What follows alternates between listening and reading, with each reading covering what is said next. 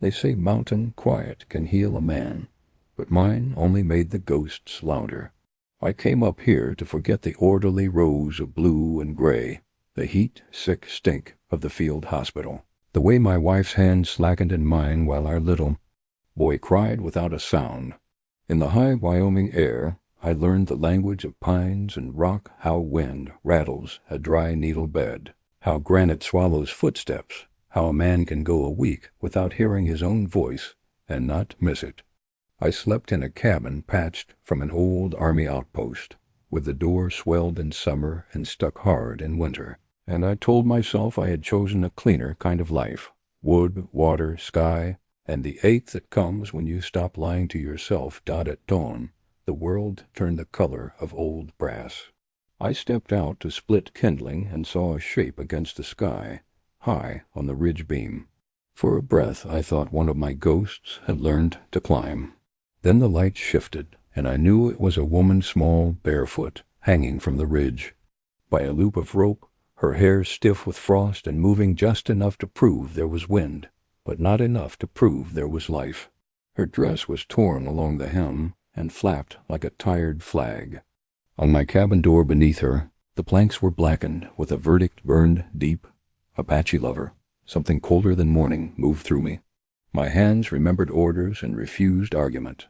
I dragged the ladder from the lean-to, planted it, and climbed until the beam pressed my chest. The knot was a showman's cruelty, tight, tidy, meant to teach. Her face had gone bluish, eyes flooded, breath a frayed thread. I slid my knife under the rope and cut. She dropped across my shoulder, knocking the air from me. We slid to the eave, my boots scraping shingles, then tumbled into a drift that took some of the fall and all of the warmth from my back. I dragged her behind the woodpile, fingers seeking a pulse at her throat. There it was, thin but stubborn, like a creak you only hear when you kneel for it. The woods woke up. The first shot split through the door where lover burned, spitting a tooth of pine into my cheek. The second kicked bark off the spruce by the chopping block. I pulled her closer. Another bullet chewed the corner of the step. That was no warning. Those men were hunting, and they wanted me to know why. She coughed a sound like torn cloth. Up close she was all winter-pale hair, cracked lips, bruises thumb-dark along her jaw. "Stay with me," I said, and the words snapped something inside, because I hadn't said them out loud since the day 2 hearts failed under my watch, and I decided never to watch again. I'd cut a hatch beneath the hearth back when sleep still came from caution. The crawl space ran under the porch and out to deadfall, where I kept a sled and an old snow tarp. I slung her across my shoulders lighter than she looked, or else I've grown too used to carrying weight, and we slid into the hatch as the next shot hammered the door iron. I pulled the tarp over us like a melted shadow. Bullets kept time. I moved in the rests. We wormed through dirt that held the night's cold, breath ghosting ahead of our faces. Boots thundered on the porch floorboards. Someone laughed short, ugly. "Let him find his prize," a voice said. "We'll burn him to the sill." Another voice answered with a spit and a name I didn't know. I pressed her hand to my chest to tell her, without words, to be quieter than fear. Names are anchors. I needed one for her. "Can you hear me?" I whispered where her hair brushed my jaw. Her lips moved, a dry leaf rustle. Buru, Hamber. The shape of it meant nothing to me, but the struggling of speech meant everything. Alive as a door. "You lean on it." The crawl space opened into brush that hid a game trail.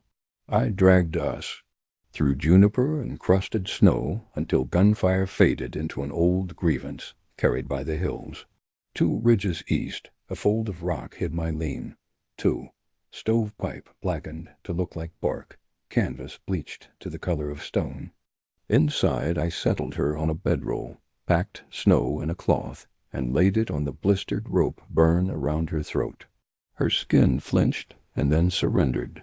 I coaxed coals awake, boiled water, and steeped willow bark until the steam smelled like wet earth more than pain. When I touched the cup to her lips, she swallowed on instinct and coughed herself back toward breathing. Should have let the peaks run their own law, each creature for itself, the rule I'd preached to my empty room for 2 winters. Instead, I saw the scorch on my door, the knot's tidy hatred, the way her chest fought for its next small rise, and something old stood up in me. I had sworn off people so the broken parts would stop shifting. Looking at her, I knew I'd mistaken. Quiet for peace. They would come again, and they'd come better. The hills carry grudges as well as men. I set my rifle within reach, slid my knife into its sheath, and made a promise I could taste. You won't die here, I told her, or the ghosts, or whatever listens when a man finally picks a side. Not on my watch, not for who you loved. Asterisk fever came like a second hunter, quiet, patient, mean. By noon she shook under the blanket, as if trying to crawl out of her own skin, heat biting my palm. I melted snow, steeped willow, tipped the cup to her lips. Instinct took over. She swallowed. Each flutter of her eyes pulled words out of me I hadn't used since the field hospital. Easy, stay, breathe with me, trespass in prayer. That once, near dusk, she began speaking to ghosts. Buru, Hamber, she rasped, then scraps Toha, river, forgive that wouldn't line up. When I cooled her brow, she snapped awake, hand clamping my wrist with a strength that made the cup jump. Pupils wide, jaw set, she reached past me and came up with the skinning knife from under the bedroll. She didn't swing it. She held it low, weighing the distance between us. Go if you need, I said, palms open. Or cut my throat and take. The mountain, your choice. Ward taught me this much. A cornered soul needs an exit more than a speech. The knife trembled. Her gaze flicked from flap to stove flame to me. Breath by breath, the fight leaked away. She set the blade where we both could see it and turned from it as if it were hot iron. A sound came next, small and torn, the kind your body makes when it can't hold vigil one more second. Don't tie me, she said, voice raw. Don't hang me again. Her fingers touched the welt as if it belonged to someone else. My name is Annabeth Quilly. The name came careful, like a glass glued and set back on a shelf. Robert, I said. I kept the rest. Names are tense. You stake what you can afford. She drank, coughed, and told it in pieces. Her father, Abram Quilly, of the red spur money, cattle, friends, and badges. Meetings where they laundered ugliness with words like purge and secure, then rode to burn camps and poison water. She did the dutiful daughter until a young Apache hunter hauled her boot free at the river bend and laughed with his whole face. Toha. He taught her weather, water, stars. Love came like sun after snow. Your father found out, I said, into the truth already shaped. She nodded once. They branded my door while I was at church, so nobody'd miss the sermon. Meant, too. String me on Maine. Toha cut the rope and we ran. They shot him by the cottonwoods and called it justice. A man named Raddick laughed like he owned the sun. Her mouth went flat. They call me Devil's Wife. They pay boys to hunt me. Buru Hamber means bread and bone food and kin. It's what he promised. My hands remembered a different day parade flags. A drunk who mistook my wife for someone else's sin and settled it with a pistol. After came the worst quiet I've known. You can starve while eating if you won't take in what tastes like the life you lost. That set me up here and welded my door shut. I won't ask you to carry that, she said, reading my silence the way sufferers do. I wanted you to know why they laughed on your porch. You told me your name, I said. That's more truth than 4 years of uniforms ever traded me. If I stay, you die, she said. They don't quit. They think killing me keeps the world the size of their boots. I looked at the knife, the welt, the place on the blanket where her hand unclenched.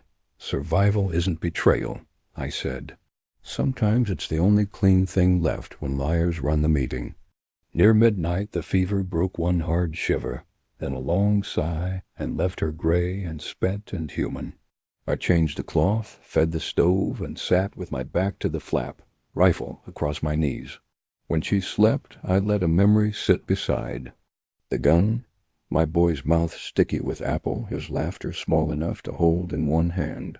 I didn't push it away or pull it close. I just let it be dot by morning sparrows fussed at the seam of the canvas. She opened her eyes wary, not wild.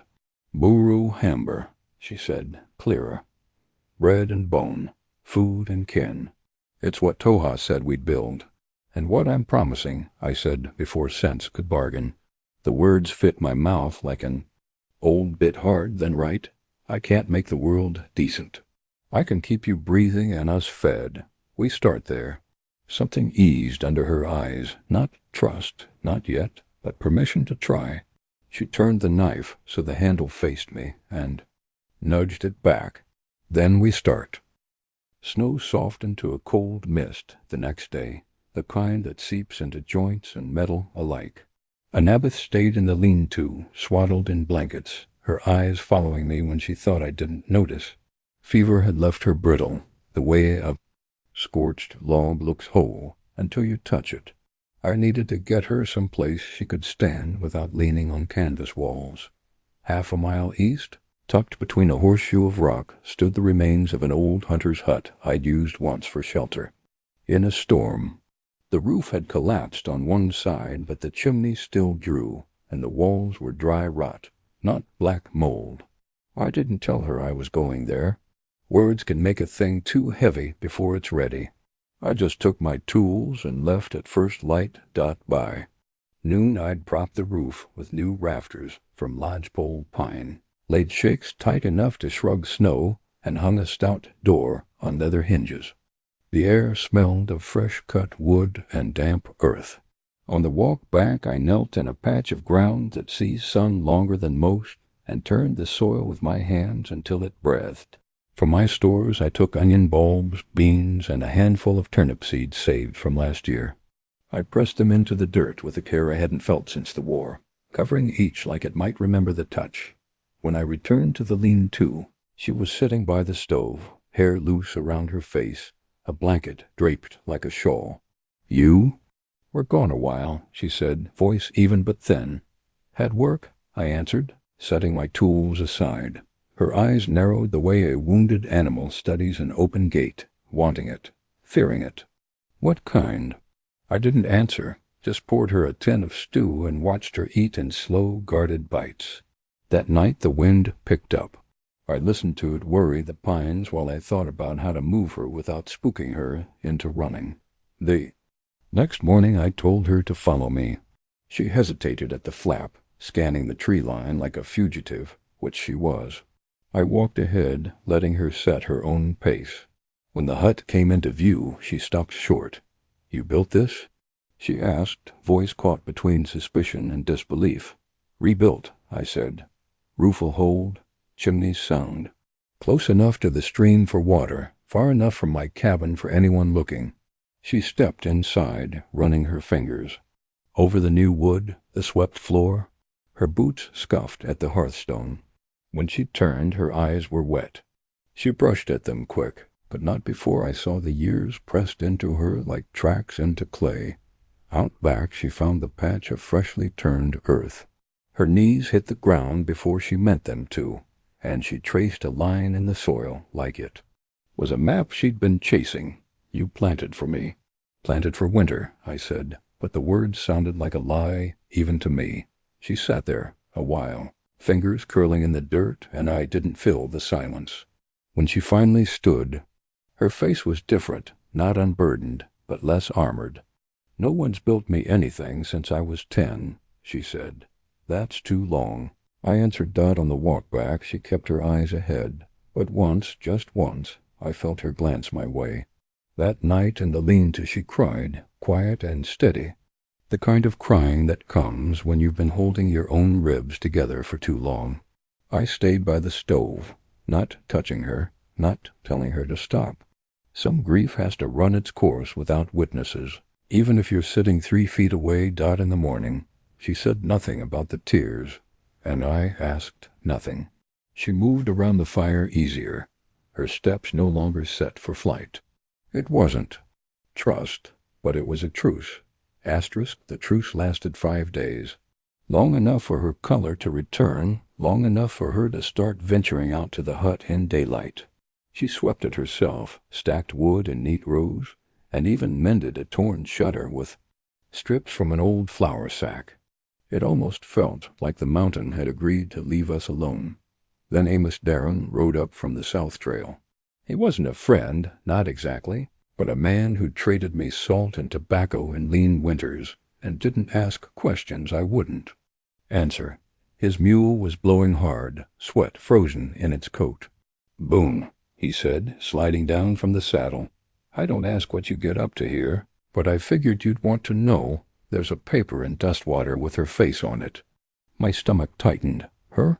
Blonde woman, $25 alive, 10 if she's missing her breath. Folks are saying she took up with savages and spilled white blood. Clayton Raddick's paying for proof she's cold in the ground. Ann Abbott had been standing in the doorway of the hut, listening. The moment she heard the name Raddick, she went still in a way that felt worse than fear. Then she disappeared inside, and when I followed she was shoving things into a sack bread, a tin of beans, her knife. "You're not running into that storm," I said. "I'm not getting you killed for me," she snapped, not meeting my eyes. "They'll come here. They'll burn you in your bed and laugh while they do it. I can't stay." I stepped between her and the door. "You think you're the first I've seen hunted? First I've seen broken? I didn't move to these hills to watch it happen again." Her jaw worked, but no words came. "I'm not letting them take you," I said, each word slow enough to plant. "Not for what you loved. Not while I've got 2 hands that work." "You'll die for it," she whispered. "Then I'll die doing something that matters." She turned away, shoulders trembling.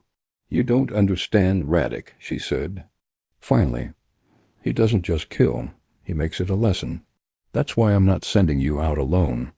I spent the rest of that day setting the kind of traps meant to wound, not kill snares in narrow paths, pits lined with sharpened stakes, trip lines that'd send rocks tumbling.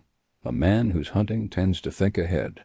A man who's gloating thinks only of the next step. I'd used that dot by sundown. I'd cached extra water and food in the hut, stacked wood high, and oiled the rifles. And Abbott sat by the stove, silent, hands clasped in her lap, as if she was praying to something she didn't believe in anymore.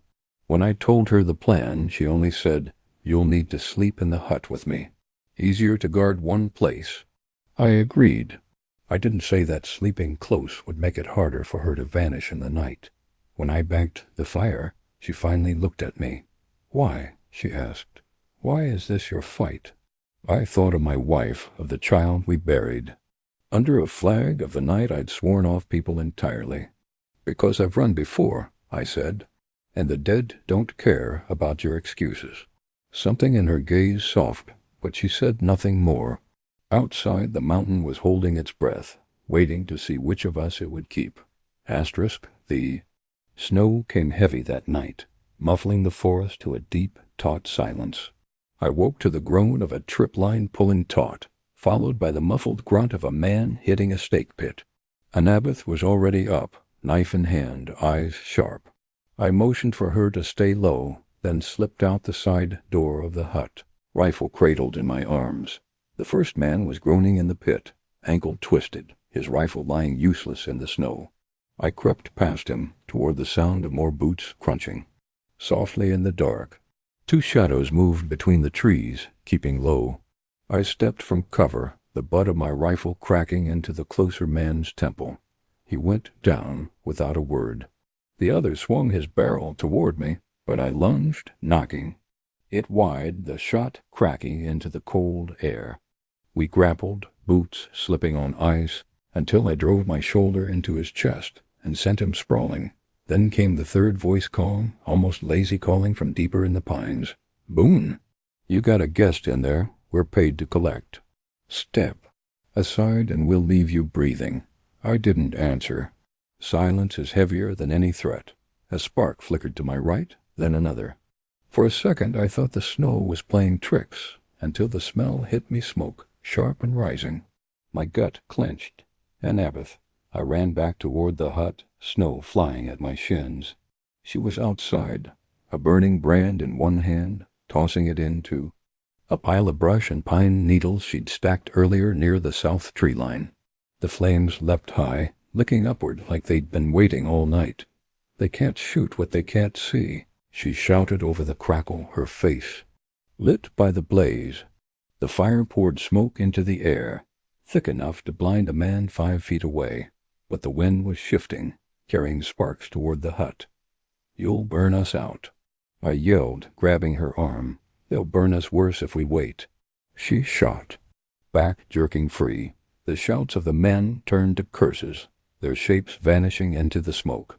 I pulled her into the low crawl toward the canyon trail, coughing against the bitter air. Behind us the fire roared, swallowing pine and snow alike. We ran until the glow faded, the cold rushing back into our lungs. My legs burned and her breath came ragged, but she kept pace. The trail narrowed, funneling us into the mouth of an old canyon where I knew a cave still stood from my trapping days. Inside, the air was damp and cool, the stone walls holding the silence like a secret. I lit a small fire near the back and checked her hands. They were raw, skin split from the heat and cold. She winced but didn't pull away. "They'll regroup," I said, binding her palms with strips of cloth. "They'll think we died in that fire," she said, her voice steadier than I expected. Then she looked at me, really looked, and something in her expression shifted. "I don't want to die, Robert. Not anymore." The words hit harder than the cold. "Good," I said. "Makes 2 of us." For the first time since I'd cut her down from the rope, she leaned against me without flinching. Outside, the wind changed again, carrying no scent of smoke, only pine and frost. But I knew the quiet was just the space before the next shot. 2 days in the canyon cave gave us breath enough to think. I'd set small snares and lines, catching rabbit and trout, while Annabeth slept in the flicker of firelight. But her rest was shallow, her brow furrowed even in dreams. When she finally sat up and said, "We need to go to Dustwater," I knew she'd been turning something over in her head. Since the night of the fire, Dustwater wasn't a place you went to disappear. It was where news got planted like seed and spread on every wind. "You looking to get seen?" I asked. "I'm looking to get proof," she said. "The man who burned your door, Radek. I know his hand in fire." I didn't argue. Some truths take more danger than hiding will ever spare you. We hiked at night, slept by day, and skirted the open flats. By the 3rd evening, the lamps of Dustwater glimmered like scattered embers in the basin dot we went in through the freight road. Just 2 more shapes under the yellow haze of kerosene light. At the back of the saddlery, a boy I knew from old army. Days kept his books in a box that was less about ledgers and more about debts owed. I asked him for the brand record's burn marks, filed for proof of ownership. He flipped through stiff pages until we found it, the same jagged style burned into my cabin door, written in Radek's own hand, to prove some cattle brand of his. Annabeth stared at it like she could still smell the smoke. "He told Toa's people he'd wipe them from the valley," she said quietly. "Said no grave marker would stand. That brand's his flag." We took more than met letters Radek had sent to Abram Quilley, her father, talking about necessary cleansing and uniting the frontier. The words were polite, but the meaning stank of gunpowder and ash dot. Our last stop was the old marshal's cabin on the edge of town. Most folks thought it abandoned, but I knew better. Marshal Deke died in his bunk there, with his records still in the desk. Inside, under a cracked lamp, we found war photos, Dustwater raid, 1873. Faces in the frame, Radek on horseback, rifle across his lap, the ground behind him littered with torn canvas and blood-dark snow. Annabeth held the photo, like it weighed more than iron. "They said the Apaches started it," she whispered. "I remember them sleeping." "That's the kind of truth Radek's built on," I said. "Burn the living, lie about the dead." Her eyes met mine, and in them I saw the shift fear trading places with something sharper. "Then we don't hide anymore." We take this to where it can't be buried. Leaving Dustwater was like walking with a lit lantern through dry brush every step. Felt like it could set the world alight. We kept the papers under my coat, the photos in oilskin, the brand record folded twice in her pocket dot. By the time the hills swallowed us again, I could feel the weight of it all pressing on us. Not just survival now, but the risk of telling the story no one wanted to hear. We'd been fugitives. Now we were witnesses. We came down to town on market day, when every able body in the basin was gathered near the square. If you wanted a reckoning to be heard, you picked a day when no one could pretend they hadn't. Annabeth wore her father's old trail coat, the collar turned up, and I carried the oilskin bundle under my arm. We walked straight to the meeting. All 3 walls of weathered planks, and one side open to the air, where men argued water rights and cattle weights under the eyes of a half-dozen elders. Raddick was there, of course, leaning against a post, smile loose as if the whole world were his saloon. I stepped into the center and laid the papers out on the table. Letters between Raddick and Abram Clee, the cattle brand record in his own hand. The war photo with snow turned black under a patch dead. The elders shifted in their seats, faces tightening. "This is your neighbor," I said, voice carrying against the boards. "The man you let pass judgment on others. He burned my door, strung a rope for this woman and called it order." Raddick's chuckle cut through. "That's a tall tale from a man who hides in the hills. Those letters could be from anyone." Annabeth stepped forward before I could speak. She pulled back her collar and sleeves, showing the welt at her throat, the scars along her arms where rope and knife had kissed the skin. "He did this," she said, her voice steady but low enough the crowd leaned in to catch it. "And he laughed while my love bled out in the snow. His men called me devils. Wife, he paid them to hunt me like game." Someone in the crowd shifted uncomfortably. Another cleared his throat. Raddick's easy smile thinned. Then a voice from the benches. I was there. An older man, bent from years, stood. "Field Surgeon, Union. I dressed wounds that day in Dustwater. Apache women, children. I saw Raddick give the order." Murmurs rolled like low thunder. Annabeth set the brand record on the table, her finger tracing the curve of the letters burned into my cabin door. "This is what he leaves in his wake, and you've let him run you with fear." Silence held for a long moment. Then one of the elders cleared his throat and said, "Bring the panel forward." Raddick's bravado cracked in small ways, the set of his jaw, the twitch in his hand. "Still," he barked, "this is a frame-up." But the eyes around him were shifting, calculating, pulling back. The panel didn't hang him. They didn't have to. They stripped him of his land claims, his standing, his right to carry arms in the territory. The words were as much sentence as a rope, because a man like Raddick without power is already halfway in the ground.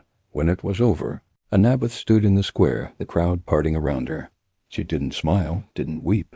She just looked up at the sky like she could feel Toha in the winter light. We left Dustwater before the sun touched the ridge. Justice in the square was one thing, justice in the shadows another, and I knew. Raddick's kind didn't fade without throwing last punches. The mountains welcomed us back with cold breath and the creak of pines under frost. The hut by the horseshoe of rock was still standing, the little patch of earth showing green nubs where onion and turnip had braved the late thaw. I set to shoring. Up the walls, adding a second bunk, and cutting more firewood than 2 people should ever need. Annabeth didn't ask what it was for. Word travels even in places without roads. By the first snow, a Paiute boy with a rifle and a half-healed leg limped in from the west. 2 weeks later, a widow from the basin whose barn had been burned after she spoke against her landlord arrived with her youngest in tow. A prospector missing 3 fingers came next, bringing a tin of nails and a silent gratitude you could feel. In the air, we didn't call it a refuge, but that's what it became, bedrolls tucked in the loft, stews that stretched thin meat, and nights where voices filled the space that once held only wind. Annabeth taught the children words from Toha's tongue. I showed them how to set traps without snapping their fingers. One evening, when the fire was low and the others asleep, I found her sitting on the porch step, coat wrapped tight, watching the snow drift in lazy swirls. "You thinking of leaving?" I asked, my voice quieter than the flakes hitting the ground. She shook her head. "I'm thinking of staying, but only if you're asking me to." I sat beside her, the cold seeping through my boots. "I'm asking if you'll still be here each night. Not because you owe me, but because you want to."